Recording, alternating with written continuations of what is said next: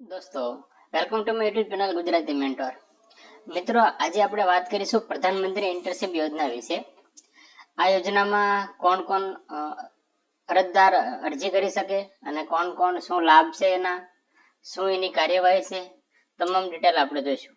તો મિત્રો, પ્રધાનમંત્રી ઇન્ટર્નશિપ યોજના ભારત સરકારની એક યોજના છે જેમાં અરજદારોને ટોચ અગ્રતાની કંપનીઓમાં 12 મહિનાનો વાસ્તવિક અનુભવ આપવામાં આવે છે. એટલે કે જે અરજદાર આમાં અરજી કરે અને ઇન્ટર્નશિપ ચાલુ કરે એને જે ભારતની ખ્યાતનામ કંપનીઓ છે તે કંપનીઓમાં કામ કરવાનો મોકો મળે છે. અને એ બહુ પ્રખ્યાત કંપનીઓ હોય છે, જેથી તેનો 12 મહિનાનો અનુભવ તમને બીજી જગ્યાએ ઘણી જગ્યાએ નોકરીમાં કામ પણ લાગી શકે. કેમ કે મોટી કંપની હોય ત્યાંનો 1 વર્ષનો અનુભવ તમે કોઈ જગ્યાએ અરજી કરો તો તમારા રિઝ્યુમમાં 1 વર્ષનો અનુભવ તરીકે પણ દર્શાવી શકો. અને આ એપ્રેન્ટિસ કર્યા પછી તમને બીજી જગ્યાએ સરળતાથી નોકરી પણ મળી શકે છે.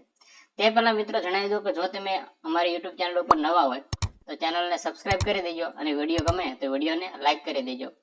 આ ચેનલ ઉપર તમને જુદી જુદી સરકારી યોજના અને જુદી જુદી ભરતી સંબંધિત વિડીયો વારંવાર મૂકવામાં આવે છે, નિયમિત મૂકવામાં આવે છે, જેથી તમને ઘણી બધી માહિતી મળી રહેશે. તો ચાલો વિડીયોને શરૂ કરીએ આગળ. પ્રધાનમંત્રી ઇન્ટર્નશિપ યોજના માટેની લાયકાત શું છે તો પહેલા લાયકાત જોઈ લઈએ. શૈક્ષણિક લાયકાત મિત્રો 10 પાસ, 12 પાસ, ડિપ્લોમામાં કોઈ પણ તમે ફિલ્ડમાં ઇલેક્ટ્રિકલ, મિકેનિકલ, ઓટોમોબાઈલ કોઈ પણ ફિલ્ડમાં કરેલું હોય તો પણ ચાલે. અને ગ્રેજ્યુએશન છે, ગ્રેજ્યુએશન પણ તમે કોઈ પણ ફિલ્ડમાં કર્યું હોય તો પણ તે ચાલે. હવે વાત કરીએ ઉંમરની, તો અરજદારની ઉંમર 21 થી 24 વર્ષની વચ્ચે હોવી પડે. એટલે અરજદારની ઉંમર 20 વર્ષથી ઓછી પણ ના હોવી પડે અને 24 વર્ષથી વધુ પણ ના હોવી પડે. એ અરજદાર આમાં અરજી કરી શકે છે.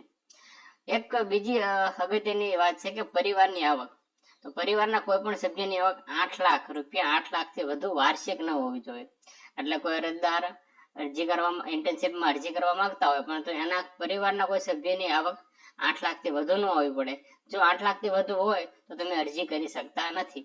અને જો પગાર ભથ્થાની વાત કરીએ તો માસિક ઇન્ટર્નશિપ એલાઉન્સ સ્ટાઇપેન્ડ તરીકે તમને દર મહિને 5000 રૂપિયામાં આવે છે અને એક વખત 6000 રૂપિયાની સહાય કરવામાં આવે છે.